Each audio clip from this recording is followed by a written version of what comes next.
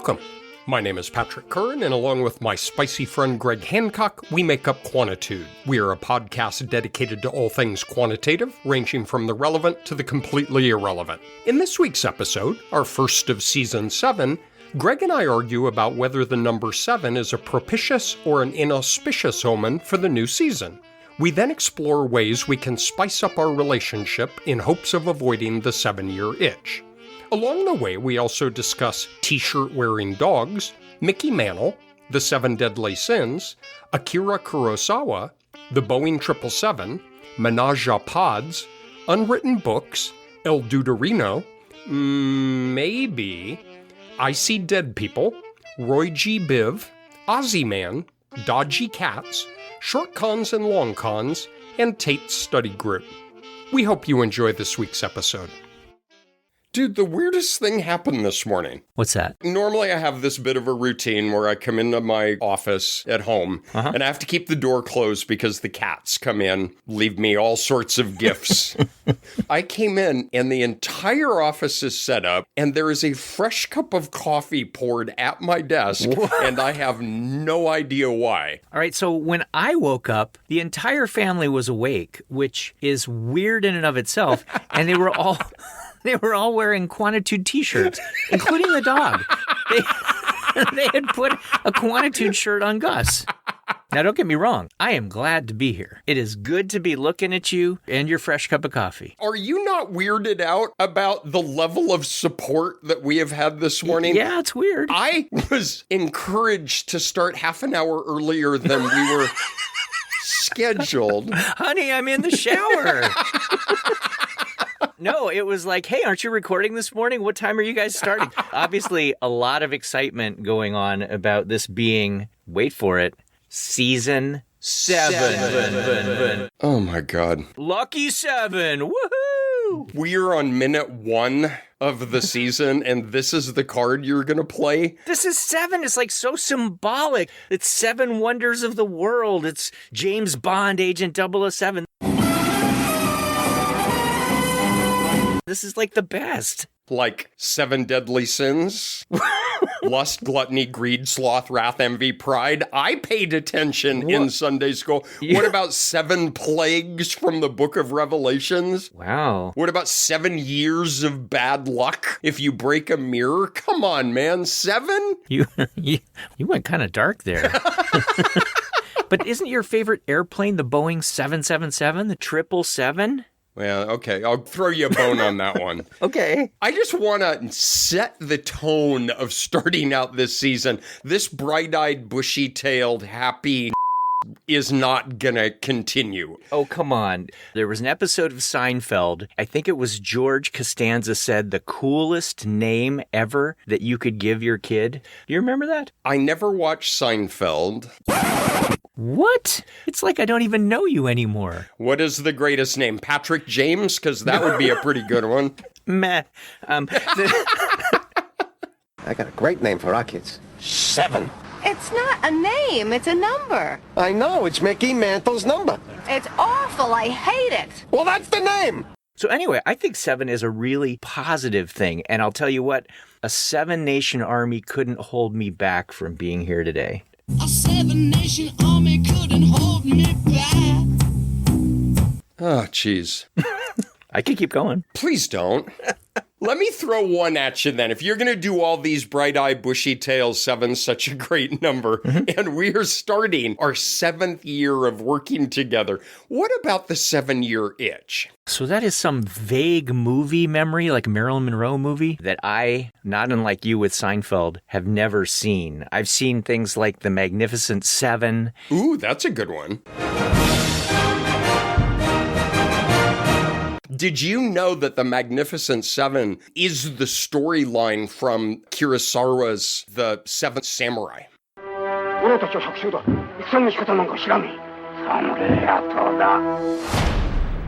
So we got 777, Magnificent 7, 7 Samurai, and you got to bring it down with like some mid-50s Marilyn Monroe movie that no one has seen? I've not seen the movie, okay, and I really don't care about the movie.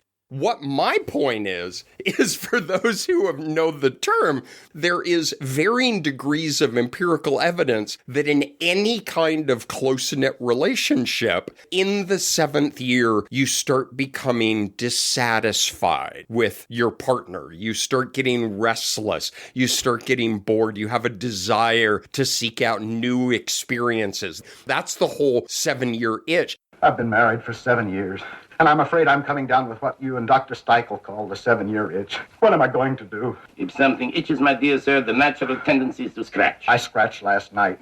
I'm going to ask listeners, whoever is in a romantic relationship has had the conversation, when does a routine become a rut? Come on, show of hands. When does a routine become a rut? That is part of the 7-year itch, which, by the way, we are entering our 7th year. I'm in shock here. I didn't expect this at all. I know, I could predict that. What am I not giving to you? I'm not saying we're experiencing that now, but I'm saying entering the 7th year, we are running a very high risk. Okay. I love that we have routines, but when does it become a rut? I don't happen to think what we are doing. I'm starting to get really defensive, and I have to. I'm sorry, like you always do? I have to. I do not. You're defensive. I'm not defensive. I think what we are in is a rhythm, not a rut. You and I have found this place where we gel in terms of our interactions, in terms of our topics. I happen to be quite satisfied with where the relationship is right now. But. Are you saying you want to bring another podcaster into this relationship? I am a 60-year-old man. Oh, okay. No menage-a-pod. Okay, excellent. I'm not sure that's the proper I don't know. translation. Okay. So what are you suggesting here? I like routines. Indeed, I love routines. I think we should do what we do because I enjoy that. Mm-hmm. I think we should spice things up a little bit. If you're looking for a place to relax, look no further. New York's hottest club is Spicy. Spicy? Spicy. I am proposing that we throw in a new element this season. Do you know what that spiciness is going to be? Is this about the whole book idea thing again? Is that where this is going? I think you could leave out the contempt and disdain from your voice. I mean, like you couldn't shut up about it when you were visiting me this summer. I'm sorry, was that not supportive? Not in the slightest. Okay. Greg and I have been kicking around for a couple of years this idea of writing a book on Quantitude. But it turns out you gotta write stuff down. I don't know, mountain bikes need to be ridden, dogs need to be walked. Uh-huh. We decided that the book seemed like a lot of effort, but wouldn't it be cool to have an audiobook? Yeah. So we are going to go down as the first audiobook in history where there's not an actual book to go with it. I think this is much more efficient. I see. Okay. So more or less the premise was, how do you apply your Quantitude in everyday life? And then we decided, well, that's a lot of effort, and that's as far as we got. There's an ever so tiny detail. We've never even defined what Quantitude is. So my memory is that it was born on the bench in Baltimore Harbor and had something to do with a word that I had never heard of. So remind me. For those of you who don't recall, you know the brown part of a tomato, the greenish brown part where the stem was attached? So that has the term in our household of tomanus. And tomanus is a portmanteau. It is a combination of two words, tomato and anus, to make tomanus. It's a play on words. Technically a portmanteau, like brunch or sport. Or murder side. It's a word. I was almost part of one. In that spirit, the word quantitude was born, but I wasn't exactly sure what was being blended there. I mean, obviously there's quantitative, but I'm not sure what the back end was. We definitely wanted quantitative in it somehow. Mm-hmm. And then it turns out there are all these awesome tude words. All right, so in the spirit of the tomanus, we just started listing out words that we would want to combine in the form of anus. We started thinking about, well, what about like aptitude, right? Mm-hmm. All right, aptitude is good. So quantitude, aptitude. But then there was also an element of attitude. And that was a big one. It's not just ability, but it's also personality, perspective, the way you think about what is your attitude, so quantitude. But then it was kind of off to the races because there's certitude and fortitude and gratitude and exactitude and magnitude and just call me the dude. I am not Mr. Lebowski. I'm the dude. That or his dudeness or Duder or, El Duderino if you're not into the whole brevity thing. Sorry, I'm a big Lebowski fan. Quantitude, I think the original motivation, because we didn't think quantitaneous was going to work for us. It didn't test well. It didn't test well. I would say, looking back many years later, we thought that quantitude was this combination of quantitative reasoning with aptitude and attitude. That is quantitude. Mm-hmm. Now, you and I have never really talked about this. Given that's the historical birthing of quantitude, give me a one-sentence definition that you think quantitude is. Like a serious one? Yes, seriously. Okay. To me, quantitude is like this framework or this lens that we can look at the world through, right? And to be able to evaluate information that we're presented with or claims that people make, whether it's informal things like stuff that people say at parties or it's more formal stuff in the news. In the end, it's this lens that we look through to try to judge the stuff that we encounter in day-to-day life. I would add a couple of elements to that. I think it's an innate ability. Everybody has quantitude. A little kid has quantitude. When my daughter was like 4, I said, sweetie, it's entirely up to you. Do you want to take a bath before we eat dinner? Do you want to take a bath after we eat dinner? And she paused and she said, I'm taking a bath either way, aren't I? That's a little element of innate quantitude, right? It's critical thinking. And it's not just quantitative in numbers. It's thinking about causal inference. It's trying to think about alternative hypotheses. I also think that it is a skill that can be strengthened and honed and improved upon with practice. And I think I most respond to your comment about it's a lens through which to see the world. Mm-hmm. We live in unprecedented times, and we are being bombarded with news stories and claims and so-called facts. Mm-hmm. And this notion of when presented with new information, how can we think about it through a structured and principled quantitative lens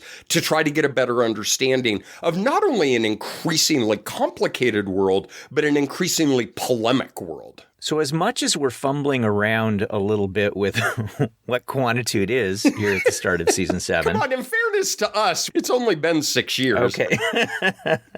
I think it's also important that we think about what quantitude isn't. So to me, being very frank, quantitude is not being an asshole, right? It's not assuming that everyone else in the room at the party is stupid. When people hear something, whether it's a claim they don't agree with or a perspective that they think is wrong or whatever, sometimes they get really high and mighty, really uppity. Quantitude, as we're trying to hone it for the purposes of spicing up our relationship and season 7, I don't want anybody to think that this is what is going to allow you to be on your high horse. This thing called quantitude, it's not about arrogance. It's not about being insufferable. It's about being open to, yeah, maybe that would be true. Here are the things that it would take to convince me of that being true. And here are the things that it would take for me to have trouble believing in that particular thing. I really like that, especially the word maybe, although you mispronounced it. Okay. You said maybe that's true. I think it's, well, maybe. That's what I think. I think quantitude is saying maybe that might be the case, but let's think about it a little more carefully. All right, so we've mentioned loosely what quantitude is. We've mentioned loosely what quantitude isn't. But what the heck are we going to do with that? A term you sometimes use that I really like and I think directly applies here is we're going to build the plane while we fly it. Excuse me, sir. There's been a little problem in the cockpit. The cockpit? What is it? A little room in the front of the plane where the pilots sit. That's not important right now. I don't know what I'm envisioning. And when we were up on your back patio, when the heat index was like 110, I love being outside. And Greg was such a good sport because he's like, the house is air conditioned. But when we're talking out there, I was envisioning, let's peel something out of the news and apply our Quantitude to it. I read the news every morning. I sit at my desk and I have the New York Times and the Washington Post and BBC, and I just work my way through it. How many times have I texted you some headline, we could talk about this, we could do this, You start seeing this everywhere. And in that spirit, last night, I started with the New York Times and I worked my way down. Can I read you a series of headlines? All right. Walkers who pick up their pace get a big boost in health. Daylight savings time is worse for your body than standard time. You don't need 10,000 steps to stay healthy. Fighting early stage Alzheimer's with intensive lifestyle changes works. Shop-bought health DIY tests are inaccurate and unsuitable. Diet, not lack of exercise, drives obesity. Strong second quarter GDP growth numbers are misleading. The misguided war on the SAT. All right, you start seeing this stuff everywhere. I want to tell you my secret now. I see dead people. They're everywhere. Every one of those, you can lean back and say, maybe, but what about? And then move forward from there. I envision picking something out of the headlines and saying, all right, let's just for fun, let's apply our Quantitude to this and just puzzle through what do we know, what do we not know, and what would we need to know to better understand the premise of this statement. Here's what I wouldn't want to do is dig into one of those headlines, go look at the foundational study and say, oh, but you know what they did that was wrong, or what about, I really don't want to do that. I would rather kind of whiteboard it and say, if someone wants to be able to make a statement like this, what would be the pieces that would have to be in place to convince us of that being reasonable or unreasonable? That is a great point.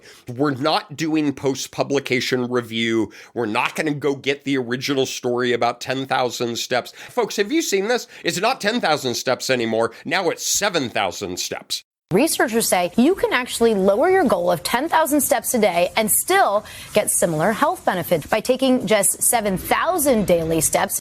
Right, that's the new thing. Yeah, a whole new study, 7,000 steps, not 10,000 steps. For everybody, every age, every weight, every health condition, every location, every diet.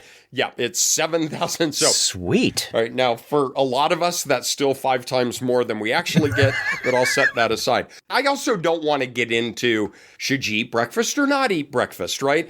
I don't know if you've seen this, but there's one study that says your largest meal of the day should be breakfast, and then you have smaller one at lunch, smaller one at dinner. Another study says you should do episodic fasting for 18 hours and not eat breakfast. Right. Okay, I don't want to get into should we eat breakfast or not eat breakfast. If you want to have a pancake, eat a damn pancake. I couldn't care less. Life is short. Life is short. Just eat a pancake and go get your 70 steps. Isn't that what they said? I think it was 70 steps. From the car to the buffet. 70 steps. No, you're crazy right. We're not going to pull up that study and we're not going to do an article review of it. But what we want to do is say, okay, this is the premise. The SAT is biased and should be banned. All right. We're not going to look up one study on that. What we're going to say is, well, let's think about that as a hypothesis, and then let's ask some questions. Both Greg and I have a lot of years in martial arts, and one of the things with martial arts is you practice your skills in a controlled and safe setting on the mat so that you have these abilities if you need them in the outside world. My hands are registered as lethal weapons. We get into a fight, I accidentally kill you, I go to jail. Anybody accidentally kills anybody in a fight, they go to jail. It's called manslaughter. And I think all that lethal weapon horse is just an excuse so you dancers never have to get in a real fight. You practice and practice and practice these innate things you have. I want to envision this as kind of the Quantitude dojo, right? Where we're practicing in a controlled setting so that when you're at Thanksgiving dinner and your mildly drunk uncle says, well, everybody knows the SAT is biased and it should be banned, maybe we could develop some questions you could ask. So you could say something like, oh, that's really interesting. Where did you hear that? Oh, it's based on real data. Where'd the data come from? Oh, they talked about predicting college success. Well, how did they define college success? How do you measure college success? What might be fun over the season is to try to build the airplane as we fly it. By the way, is there anyone on board who knows how to fly a plane? Which is develop a set of questions that when you're presented with your mildly inebriated uncle who makes some statement, or any of 1,000 other ways that this would be presented to you, you could apply this set of questions to try to better understand the issues at hand. While you were talking, I wasn't paying attention. As usual. Yeah, routine or right. You know, dude, so this is kind of funny, folks, is Greg usually doesn't wear glasses, but he has reading glasses on. Glasses are reflective. The reflection is his computer, and as I'm talking, I just see him wailing away at the computer. Oops. I can take them off, and you've got two different me's. Okay, he tried to seductively take them off, but they got stuck on his headset. Okay, that was a fail.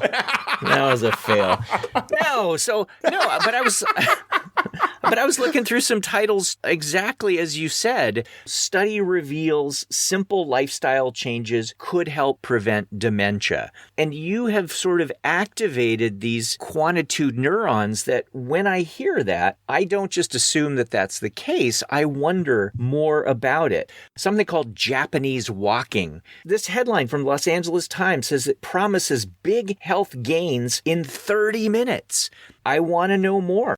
I love this idea that you're circling around, that as we look ahead to season 7, we have some of the regular stuff. In fact, honestly, Patrick and I, in my backyard in the 110 degree heat, we were dying, folks. It was just, oh my God. And Greg was such a game day player. I had ice water, and it's so humid. There are pools of water on the table from the glass. And he kept about every 10 minutes getting up and just very quietly would wipe the table off because it was covering it. It was, yeah, okay. Yeah. So in that fever haze, we came up with a list of topics just like we always do, and we're going to cover those throughout the season, and I'm excited to do so. But I'm also excited at what you're describing right now, and that is that every few episodes, every couple of episodes, however often we need to spice this up, spicy. We're going to start using the skills that we've acquired, and actually not just using the skills, but trying to define what those skills are. You know, you mentioned things like, well, who is doing the study, or where did they get their data, and all that kind of stuff. There is a list of questions that we know are reasonable things to ask, but what I would challenge us to do is to try to take that information and consolidate it into something that folks can sort of use every day. Not, here are the 26 questions that you should ask of every study. I don't mean that. I mean something that boils down to something that's really usable. Fundamentally, it's critical thinking from a quantitative perspective. Even if you're teaching a class and a student asks a question about a grade and says that you're biased against my perspective, you can literally think about, well, let's think about that from a quantitative reason and perspective. What do you mean by bias? How would that manifest itself? How would each of us know? Do I volitionally, am I biased against your perspective? Or do I have a bias that I'm unaware of, right? It's this way of processing information. And I like what you're saying about developing a set of questions, because I like thinking about short cons and long cons. The short con is, hey, we're in year 7. Let's just throw something in and see if it works. We had such success with the puzzler. It's not just to spice things up with me and you. It's to spice things up between us and listeners. Because we don't want you guys to be like, oh, now we're going to talk about latent transition analysis. Now we're going to talk about regression discontinuity designs. Wait. Right? I'm not bad-mouthing latent transition analysis and regression discontinuity designs, which are two topics you put on the whiteboard despite told me I'm talking about. You're already trash talking them. But the long con is maybe over the season, we make a point of trying to say, what are the... Okay, how about this? 7. What? Look at you. Right? If you want to name your kids 7, if you want the 7 deadly sins, if you want the 7 plagues from Book of Revelations, whatever it is that you want. I wouldn't frame it that way. But... Yeah, I don't care. We are going to develop 7 questions that when faced with some premise, some thesis, some statement, you can say, what are the 7 Quantitude questions that you would ask? And you know what? So we haven't talked about this. You should see Greg. What are you doing? He's talking about stuff that's not in our notes. He's like all over. Oh my God, he's off script. Okay, these are not in the notes. I think we should publicly declare that the final episode of the season will be, what are the 7 questions of Quantitude? You should see how disturbed Greg is looking right now. That's a commitment right there. You just made a bold statement that you want to help refine over the course of the season what the 7 questions are going to be. I would add that I don't really want to go through this process alone. What I mean is No. What do you mean? What I mean is I don't want us to go through this alone. I would welcome suggestions from people who are out there, right? People, in theory, could contact us. People can submit to us real-world headlines or topics that they think might be fun for us to apply our Quantitude to. They could help provide suggestions about ways to refine the questions that we ask and consolidate those into something that are really useful for other people. I would really love if we could involve the folks who are out there with us. Do you ever watch Ozzy Man? Hey, you only big bloody beautiful bastards, here's me face. I'm going to take that as a yes. Ozzy Man. Folks, if you don't know who Ozzy Man is, he spells it O-Z-Z-Y, but he's Australian, so he's Ozzy Man. And he does maybe some of the funniest videos on the internet. And he does voiceovers of videos. One of my favorite is he has a whole collection and it's titled Cats Being Dodgy. And they are just these videos of cats just quite honestly being kind of assholes. Welcome back, everyone, to the only thing more consistent than death, taxes, and disappointing season finales. It's cats being dodgy. He's very open in he can only exist because people send him videos. These are videos that have been sent in to me via ozzyman.com. Please do send stuff in. I do think there's a little bit of fun to be had in doing it. We're going to ask for your help on this. So, as Greg says, not only if you see a newspaper headline or you have an experience, right? We don't want to make it the statistician reads the newspaper. No. Right? There are tons of those books and they're arrogant and they're dismissive and I can't believe people are so stupid and I'm going to show you that it is not that. You might have a conversation over dinner with somebody or you may be out with another couple and one of them makes some statement about the world. Share those with us. We have an email portal on the webpage and you could submit, I don't know, Greg, you do the social media. I suppose you can do it through X or Blue Sky. People can DM us, sure. If you think about a question that you would ask, like what would one of these 7 questions be? So please, let's make this kind of a collaborative effort, and maybe it'll be fun, maybe it'll spice things up a bit. Could I make one rule for you? Okay. Would you? Well... There's the key to a healthy relationship. Would you make a rule for me, Patrick? I will. I would like the 7 questions to not be associated with an acronym. Can you do that for me? I wrote something down here while you were talking, and I want to know if it means anything to you at all, okay? Can you see what that says? ROYGBIV. ROYGBIV. All right. Now, I am hoping that everybody out there knows what ROYGBIV is, right? The 7 colors in the rainbow. 7! Ooh, there you go, right? Red, orange, yellow, green, blue, indigo, which sometimes people leave out, and then violet. You said you don't want an acronym or a mnemonic, and I was thinking, oh my God, that would be the culmination of everything that we do. So whatever you just said, I would say, maybe. But oh, you okay, bastard. That's me being open and receptive. But if it does come together, I want us to remain open to the possibility, because it's not just the people listening to us who go, but wait, I like latent transition analysis. It's also the people who are in the car, who are the poor spouses or the kids on the way to school. There are all these other people, God bless them, who are stuck there, captive, listening to us. And these kinds of episodes might be an opportunity to actually get them a little bit more engaged in things that are going on. So I don't want us to dismiss the possibility that there might be like a ROYGBIV out there that applies to our questions. All right. You're mixing a really important point with a really trivial point. The really trivial point is no acronyms. I think you missed that on the front end. I love acronyms. Right? I know, that's the problem. And mnemonics. Oh my God. If there was a ROYGBIV out there in the world for the 7 questions, I could live with that. But dude, I have worked with you so long. You're going to come up with like Quanti. All right. What is it? Question authority. Use your brain. Anus is a fun word to say.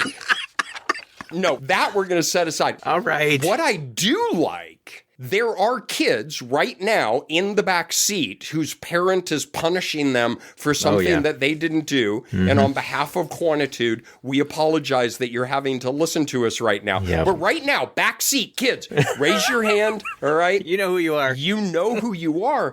You use Quantitude every day of the week yourself. And so think about what question would you ask where the teacher says, okay, we're now going to memorize the 9 times table because that's how you learn multiplication. And you say, maybe. Mm-hmm. Wouldn't it be better to learn the principle of multiplication rather than memorizing 9, 18, 27, 36? I never learned past that. But we also don't recommend that you say these thoughts to your teacher necessarily. No, we recommend you do not raise your hand and say, excuse me, Mrs. Smith, your thinking is fundamentally flawed. I suggest you listen to Quantitude. All right. So then the goal for the season, if I may recap. Oh, please. The goal for the season is we're going to sharpen up that definition of Quantitude, both in terms of what it is and what it isn't. We are going to do that by looking at some real-world examples that we will just pluck out of contemporary news. We will look at those headlines through the lens of our Quantitude, and in doing so, try to refine the questions that we ask. And, you said you wanted to get it to 7. Okay, I will concede that we will try to get it to 7 by the end of the season with listeners' help, with regard to headlines, with regard to shaping questions, whatever it is. We always welcome interactions with you.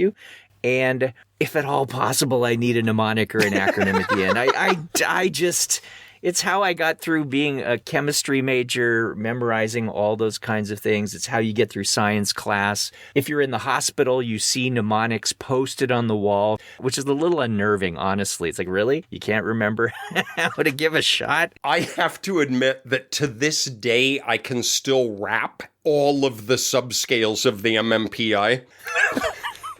I will not do it for all of the obvious reasons. DJ, give me a beat. I can't. My buddy and I would do that. We had to memorize all these as part of clinical training, and he would do a beatbox, and I would rap out the 12 scales of the MMPI. How drunk do I have to get you to do that? Can I make a final suggestion? Mm-hmm. If we're going to have occasional episodes that have a different format, a different purpose, can we get your kid to do a different version of the theme song on his saxophone so that when people start it up, you can hear that, oh, this is a Apply Your Quantitude episode. Okay. I like that a lot. He's not here now because he has been moved into the dorms at college. Just call him. I mean, dude, you're just sitting there. Call him. All right. Here we go.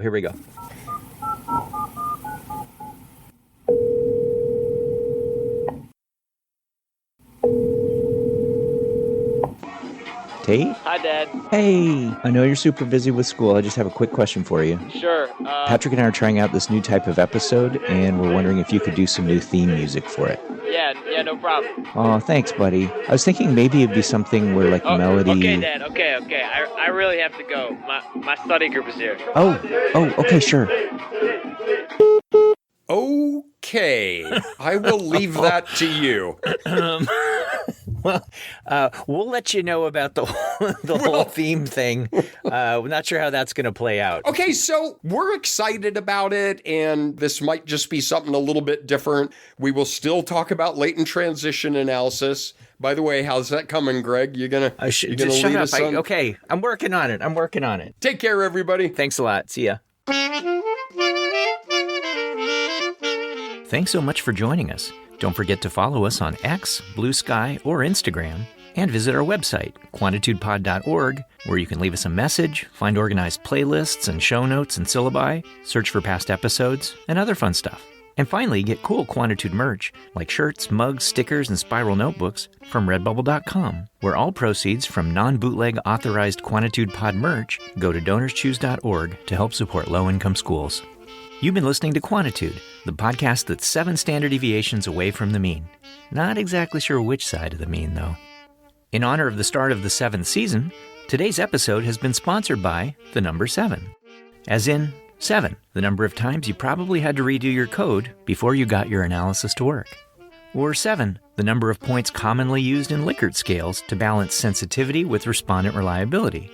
And if you disagree with this and prefer a different number of scale points, would you say that you somewhat disagree, or strongly disagree? And 7, the number of items you can hold in short-term memory, plus or minus 2. This is based on research by... it was back in 1950. Anyway, and finally, 7, the number of people who actually made it this far in the episode. Thank you. This is most definitely not NPR.